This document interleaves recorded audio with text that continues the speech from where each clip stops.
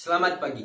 Perkenalkan, nama saya Kelvin Simamora dari 11 IPS 3. Di sini saya akan menjelaskan tentang hubungan internasional Indonesia dan Prancis. Pertama-tama, kita akan membahas tentang latar belakang mengapa terjalinnya hubungan internasional antara Indonesia dan Prancis. Hubungan internasional antara Indonesia dan Prancis sudah terlaksana sejak abad ke-19 walaupun secara tidak langsung. Kedua negara ini merupakan negara geopolitik di wilayahnya masing-masing. Dikarenakan Indonesia merupakan anggota penting ASEAN dan Prancis merupakan anggota penting Uni Eropa.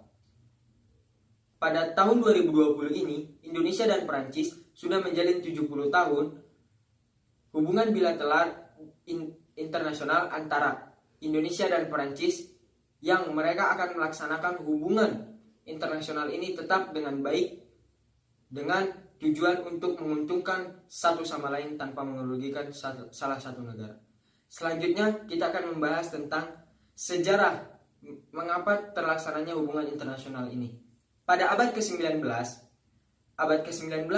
di saat pemerintahan Belanda menduduki Indonesia,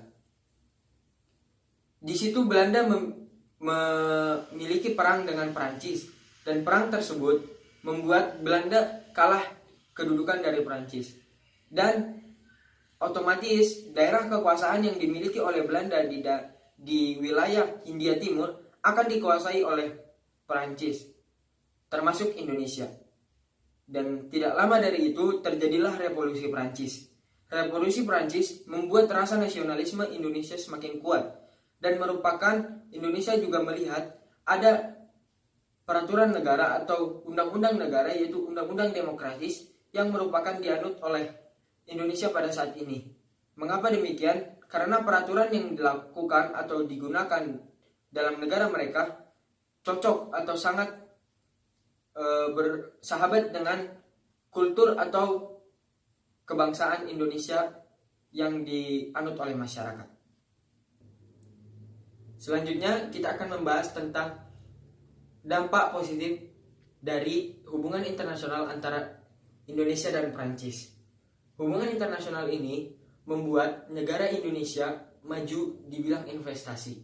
Dikarenakan investasi yang ditanamkan oleh Prancis membuat perekonomian Indonesia bisa terjalan dengan baik. Selanjutnya di bidang ekspor impor terhadap Prancis dan di bidang pemahaman masyarakat tentang pembuatan tekstil terutama di bidang kulit. Dikarenakan kita mengetahui bahwasannya barang-barang branded seperti sepatu, tas maupun jaket yang berbahankan leather atau kulit itu sangat bagus dari Prancis atau disebut dengan branded seperti Hermes dan lain-lain.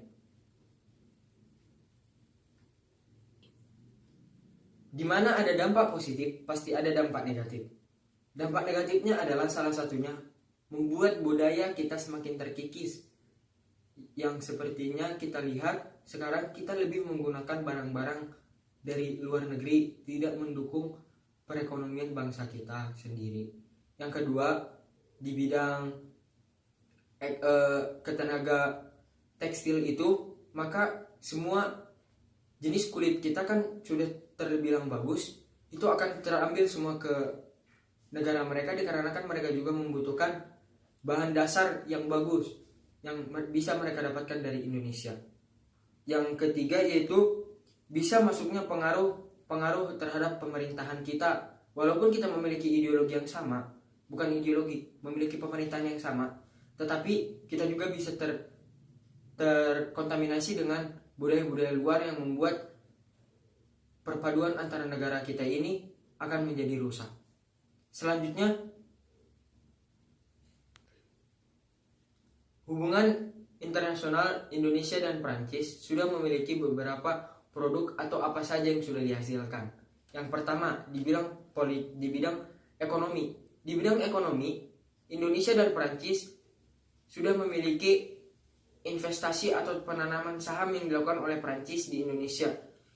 Dan Prancis pada saat ini sudah menduduki kedudukan ke-13 penanam saham terbesar di Indonesia, yaitu sekitar 23 miliar dolar yang sudah ditanamkan di Indonesia. Yang kedua, di bidang perusahaan, otomotif maupun ekspor dan impor.